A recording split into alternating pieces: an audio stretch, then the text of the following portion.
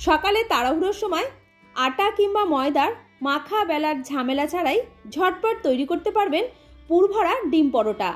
এই পরোটাগুলো বানাতে যেমন নামমাত্র তেল লাগে, খুব কম সময়ে অনেকগুলো তৈরিও হয়ে যায়, আর খেতেও কিন্তু দারুণ সুস্বাদু। বাচ্চাদের স্কুল টিফিনও বানিয়ে দিতে পারেন, এছাড়া লাঞ্চ কিংবা ডিনারেও তৈরি করতে পারেন। পরোটা বানানোর জন্য সবার প্রথমে নিয়েছি ছোট একটা মিক্সির জার। এবার এর মধ্যে নিয়ে নিলাম সুজি। মেজারিং কাপ মেপে হাফ কাপ সুজি নিয়েছি। ঢাকনাটা বন্ধ করে সুজিটাকে গুঁড়ো করে নিচ্ছি। এরপর বড় একটা মিক্সিং বোল নিয়েছি, এর মধ্যে এবার ব্যাটার তৈরি করব।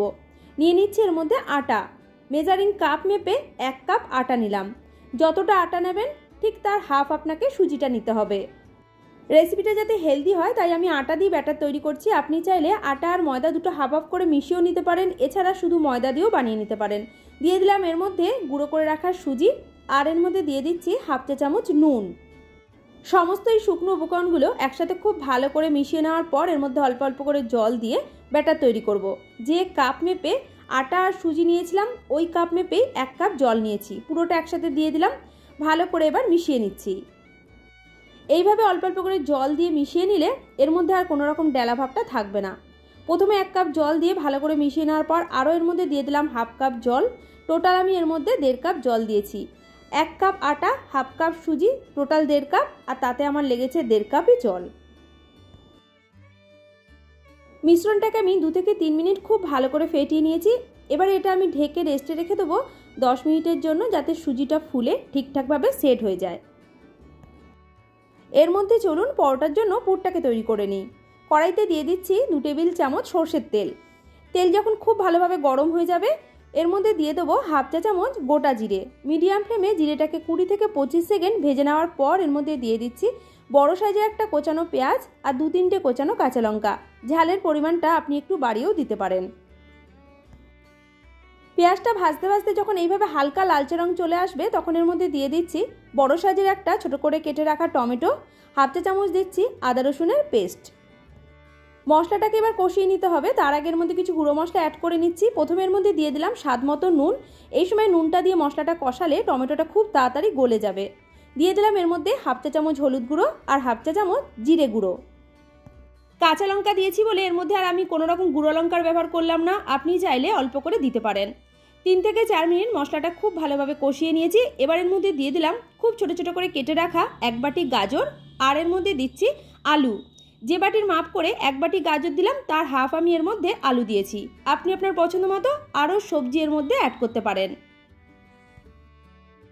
আলু আর গাজরটা যাতে ভালোভাবে সেদ্ধ হয়ে যায় একদম লো ফ্লেমে ঢেকে দিলাম 10 মিনিটের জন্য। 10 মিনিট হয়ে গেছে, ঢাকনাটা খুলে নিয়েছি। আর এর মধ্যেই সবজি কিন্তু আমাদের খুব ভালোভাবে সেদ্ধ হয়ে গেছে। মধ্যিখানে ঢাকনা খুলে 2বার মতো আমি নাড়িয়েও দিয়েছিলাম। এবার এর মধ্যে 2টো ডিম দিয়ে একসাথে খুব ভালো করে মিশিয়ে নিচ্ছি। এইভাবে পুর তৈরি করলে খেতে কিন্তু দারুণ হয়। অনেক বাচ্চারা আছে দেখবেন সবজি খেতে পছন্দই করে না। এইভাবে বানিয়ে দিলে পরোটার সাথে কিন্তু অনায়াসে খেয়ে ফেলবে, কোনো রকম বুঝতেই পারবে না। দিয়ে দিলাম এর মধ্যে অল্প করে চিনি। মিষ্টিটা দিলে স্বাদটা বেশ সুন্দর আসবে। আর এর মধ্যে দিয়ে দিলাম হাফ চা চামচ মতো গরম মশলা গুঁড়ো। একসাথে নাড়িয়ে চাড়িয়ে খুব ভালো করে মিশিয়ে নিলেই সুস্বাদু ডিমের পুর একদম তৈরি। এটাকে নাবিয়ে একটা জায়গার মধ্যে ঢেলে রেখে দেবো যাতে তাড়াতাড়ি ঠান্ডা হয়ে যায়। ব্যাটার রেডি করে রেস্টে রেখেছিলাম, প্রায় 10 মিনিট হয়ে গেছে। ঢাকনাটা খুলে নিয়েছি। আর একবার হ্যান্ড হুইস্কারের সাহায্যে খুব ভালো করে একটু ফেটিয়ে নিচ্ছি। এবারে চলুন ব্যাটারের ঘনত্বটা আপনাদের একটু দেখিয়ে দিই। দেখেই বুঝতে পারছেন ঠিক এইভাবে পাতলা করেই বানাতে হবে। এবারে পরোটাগুলো ভাজবো, তার জন্য একটা ননস্টিক প্যান খুব ভালো করে গরম করে নিয়েছি। এর মধ্যে দিয়ে দিলাম সামান্য পরিমাণে রিফাইন তেল। ব্রাশের সাহায্যে তেলটাকে ভালো করে মাখিয়ে নেওয়ার পর এবার এর মধ্যে দিয়ে দিচ্ছি ব্যাটার, যেটা আমি আগে থেকে রেডি করে রেখেছিলাম। 1 হাতা ভর্তি করে ব্যাটার দিয়ে দেওয়ার পর ফ্রাই প্যানটা ধরে এবার মেলিয়ে নিচ্ছি যাতে ব্যাটারটা চারদিকটা ছড়িয়ে পড়ে। 2 মিনিট অপেক্ষা করলেই দেখতে পাবেন রুটির ওপরটা বেশ সুন্দর শুকনো হয়ে ড্রাই হয়ে গেছে। তখন এটাকে উল্টে দিলাম। এরপর এর মধ্যে দিয়ে দিতে হবে ডিমের পুর, যেটা আমি আগে থেকে রেডি করে রেখেছিলাম। পুরের পরিমাণ কিন্তু খুব বেশি দেওয়া যাবে না, তাহলে মুড়তে অসুবিধা হতে পারে। একটা খুন্তির সাহায্যে পুরটাকে একটু মেলিয়ে দিলাম। তারপর দেখুন এইভাবে উল্টে এটাকে ভাঁজ করে নিতে হবে। একটা খুন্তি দিয়ে পরোটার সাইডগুলোকে দেখুন এইভাবে একটু চেপে দেবেন, তাহলে উল্টানোর সময় পুর আর কোনোভাবে বেরিয়ে যাবে না। এবারে উল্টে পাল্টে বেশ সুন্দর লাল করে ভেজে নিচ্ছি। একটা ডিম পরোটা আমার তৈরি হয়ে গেছে, এটাকে নামিয়ে নিলাম। একই রকমভাবে আরও একটা বানিয়ে দেখিয়ে দিচ্ছি। আগে থেকে ফ্রাই প্যানের মধ্যে তেল ব্রাশ করা ছিল, দিয়ে দিলাম 1 হাতা ব্যাটার। তারপরে ব্যাটারটাকে একটু মেলিয়ে নিলাম। ওপরটা যখন শুকনো হয়ে এইভাবে ড্রাই হয়ে গেছে তখন এটাকে উল্টে দিচ্ছি। এবার এর মধ্যে দিয়ে দিলাম পরিমাণ মতো পুর। তারপর এটা খুন্তির সাহায্যে এইভাবে মেলিয়ে দিলাম।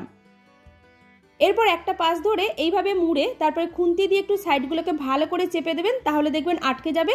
ওল্টানোর সময় আর কোনোভাবে পুর বেরিয়ে যাবে না। দেখে নিশ্চয়ই বুঝতে পারছেন পরোটাগুলো বানাতে কিন্তু শুধু নামমাত্র তেল লাগলো। আমি আজকে এই পরোটাগুলো খাওয়ার জন্য শুধু সস দিয়ে পরিবেশন করলাম। আমার আজকের রেসিপি যদি ভালো লাগে অবশ্যই একটা লাইক করবেন, কমেন্ট করে জানাতে ভুলবেন না। আমার চ্যানেলে নতুন বন্ধু হয়ে থাকলে চ্যানেলটিকে সাবস্ক্রাইব করে পাশে থাকা বেল আইকনটা প্রেস করে রাখবেন।